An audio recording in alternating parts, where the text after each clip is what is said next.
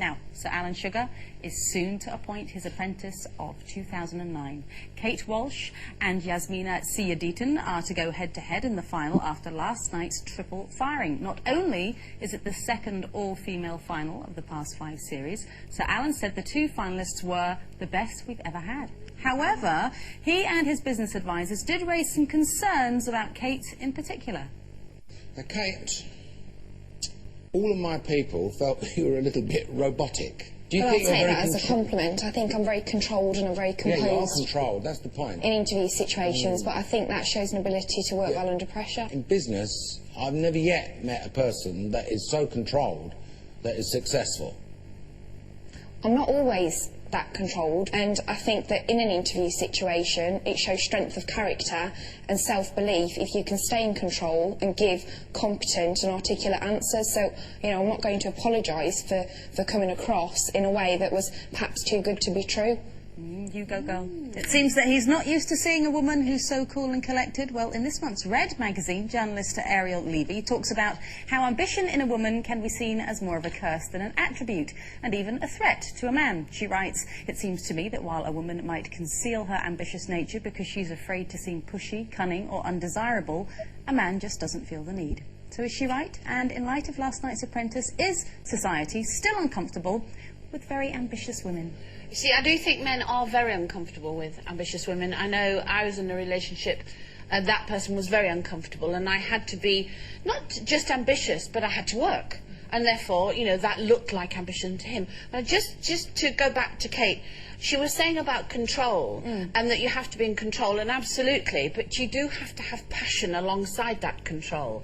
And maybe she will show that. I don't know, I do find her a little bit robotic, if that's the word. I'm not sure that is the word. But I do think you have to have some kind of passion. But I do think men, generally, I mean, there was a comment made about Deborah. One of the men said, she nearly cried, so of course that made her very soft and feminine.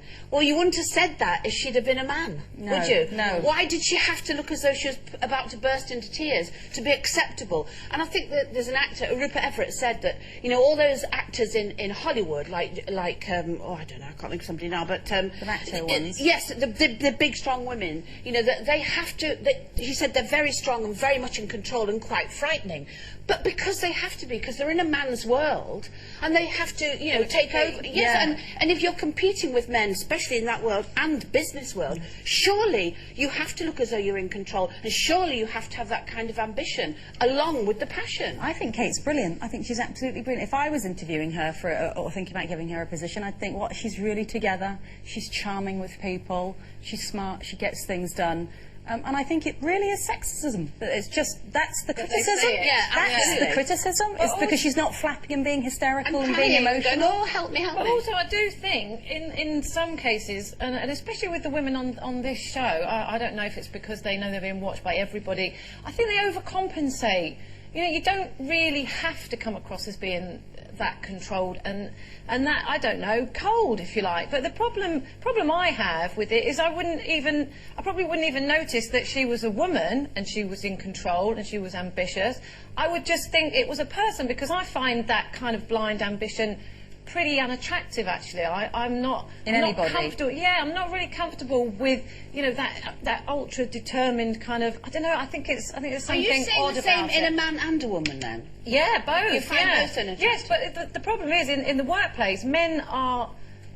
I don't know. I can't remember which one said it. They'd rather. I think it was Kate actually who said she would rather work with men than with women, and I can see that, because I do think women, you know, in the main, are not that sisterly towards each other in the workplace. I do think they're more competitive, and I think men are more supportive in the workplace. Do you? Yeah, I do. Absolutely, I do. But, you know, at the same time, the ambition thing, you know, people are ambitious, which is fine. I don't mind that. I was really ambitious when I was 22, 23. I wanted to be the boss, and I was the boss. I was in charge of... And now look back at that now and think, who was that? It must have been... I didn't do anything else. That's all I did, and I just don't. I don't like that in people. If it's, but you know, poor Jane sitting here back to say she's the most ambitious person in the world. So, over to the unattractive control freak on here. Yes.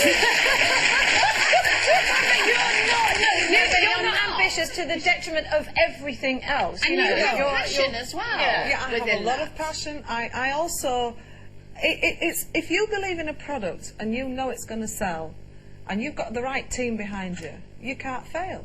If you can push that product and make it work, then you can still have a likability factor. You can still be successful in what you do. I don't think you have to be this hard-faced person to be a success in the world. But do you frighten men? Are men frightened by you? Oh, I certainly hope so. See, that's probably what it's done in the past. Not now with Ed, because obviously he's a pushover, but anyway. So you don't step over other people in order to do what you do, because you do what you do it brilliantly, and you are ambitious, and you know you've said it many times on this programme. I am fiercely, but I also encourage talent. I encourage people to be the best they possibly are, because that then makes everybody else look even more. But we're in a man's world, so women have to fight. Not on this show, love. Hey.